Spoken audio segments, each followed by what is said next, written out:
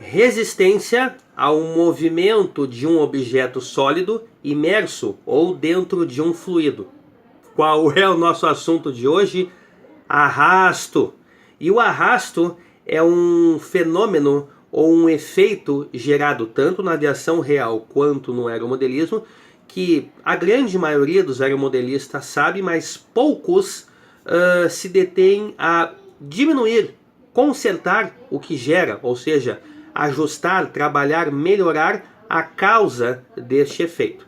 Mas antes de falarmos em arrasto, nós temos que entender o que é inércia. E existem dois tipos, a inércia do repouso e a inércia do movimento. A inércia do repouso, de acordo com a física, ela diz que todo corpo colocado em repouso permanecerá nesta posição, a menos que algo o tire dela, ao menos que algo gere o movimento. Já a inércia do movimento diz que todo corpo colocado em deslocamento tende a continuar deslocando-se, a menos que algo o tire do movimento. E um exemplo muito prático disso são os satélites de comunicações colocados em órbita.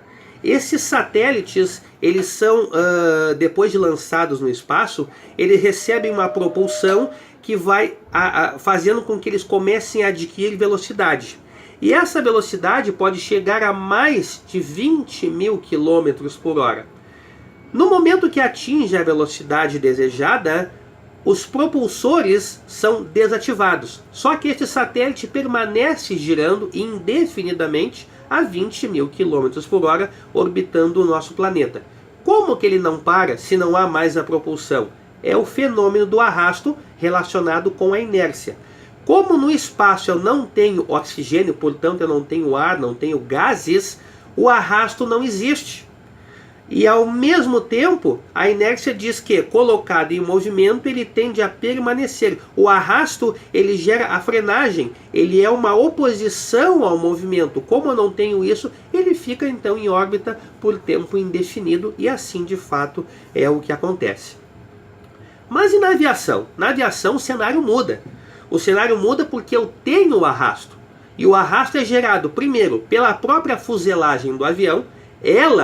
O tamanho e o formato desta fuselagem aumentam ou diminuem o arrasto. Por isso que os projetos da aviação, claro, aí estamos falando de aviação real, são tão bem elaborados, trabalham com critérios aerodinâmicos bem aguçados, bem estudados, para proporcionar um mínimo de arrasto, porque quanto menos arrasto, mais performance eu tenho. E um detalhe muito interessante, um minuto, é que esse arrasto ele é gerado tanto por aviões grandes quanto por aviões pequenos, não importa o tamanho. Toda aeronave tem um coeficiente de arrasto que a gente não vai abordar aqui, não é essa a ideia. A ideia é só entender o que acontece. Então assim, de novo, na aviação real, lembram do nosso comandante Soldatelli? Ele participou conosco num vídeo aí falando sobre os efeitos de um drone se atingir o helicóptero? Muito bem. Numa das vezes que eu estive no hangar com ele, eu pude chegar muito perto do Kinger. Kinger é um avião turbo-hélice bimotor, e a fuselagem dele, se vocês tiverem a oportunidade, quando chegarem próximo ao avião, a gente percebe que o avião ele é composto de vários painéis que formam a fuselagem. E estes painéis são montados por rebites. Se vocês observarem de perto, vai ver que essas rebites, ela tem as cabeças que travam a rebite muito rente ao painel. Alguns são até imperceptíveis. Nos aviões da Segunda Guerra, isso era trabalhado a deixar quase como se não tivesse rebite. Por quê? Uma rebite não faz diferença, mas milhares de rebites que são utilizadas para formar a fuselagem de um avião, cada uma delas com um coeficiente pequeno de arrasto, vai gerar um arrasto grande. Então tudo isso é trabalhado. A frente do avião, ela não é, digamos assim, não tem esse formato para bonito. Há um coeficiente de arrasto atribuído e a tendência é fazer com que isso seja diminuído. Ok, mas o que isto tem a ver com aeromodelismo? Tudo!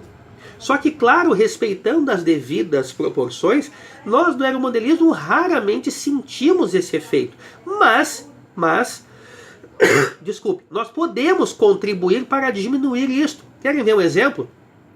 Se o seu avião tem parafusos sobressalentes, por exemplo, aqueles que prendem o trem de pouso embaixo da fuselagem, corte. Ali eu tenho 2 pontos de arrasto que não servem para nada, a não ser para gerar o atrito aerodinâmico que vai proporcionar com que o meu avião perca performance muito pequeno, mas isto vai influenciar. Vinil, os aviões que são entelados com vinil ou com outros materiais, não importa, quando eu tenho o vinil enrugado, aquele enrugamento gera arrasto. Então o que eu faço? Passo o secador de cabelo ou um soprador térmico para esticar o vinil. Uma vez esticada essa entelagem, menos arrasto eu tenho. E por aí vai. Isso é tão crítico que nos aviões, eu não sei, acredito eu que para aeromodelismo nós não tenhamos isso. Mas na aviação real, existe um procedimento que é realizado que chama-se embandeirar a hélice. O que é isso? No mesmo King de exemplo, se um dos motores, porque ele é bimotor, se um desses motores apagar e não for possível realizar a partida dele novamente, é realizado um procedimento que faz com que a hélice fique embandeirada. O que é isto? Toda hélice ela tem um passo, que é um passo ajustado para ter performance. Mas no Kinger, acredito eu que até na maioria dos aviões turbohélices, esse passo é variável. Eu ajusto ele para obter maior ou menor performance. Embandeirar a hélice é simplesmente anular o passo. Eu deixo as duas pás perfeitamente alinhadas. Por quê? Porque aí eu não gero arrasto com o vento. Eu faço com que, embandeiradas as duas alinhadas, ela passe a cortar o ar, de tão crítico que é esse efeito. E a gente já viu isto no aeromodelismo. Todo mundo que já teve um motor de aeromodelo que apagou, que teve que vir para a pista na pressa, naquele momento de urgência, já deve ter observado que a hélice começa a girar. Por quê? O ar está batendo, está gerando então arrasto e tenta fazer ela girar. Só que ela bate no nível máximo que o pistão sobe, volta, o vento joga de novo e ela fica nesse balancinho. É o arrasto sendo gerado. Isso prejudica a performance do aeromodelo?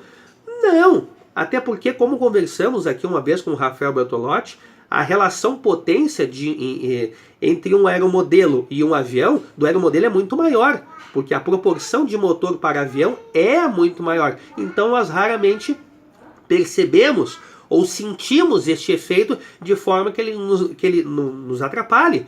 Mas você pode contribuir com essas pequenas correções, com esses pequenos ajustes e por aí vai. Então é muito complicado porque às vezes o pessoal diz assim: ah, o arrasto não influi no aeromodelismo. E influi sim. E agora eu vou dar um exemplo bem característico.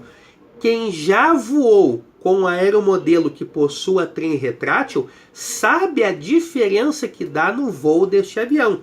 Eu já tive 2 Tucanos e tenho hoje um P-51. Quando a gente decola esses aviões, ganha altitude, faz o circuito de voo e passa pela pista, a gente faz uma segunda passada e recolhe o trem.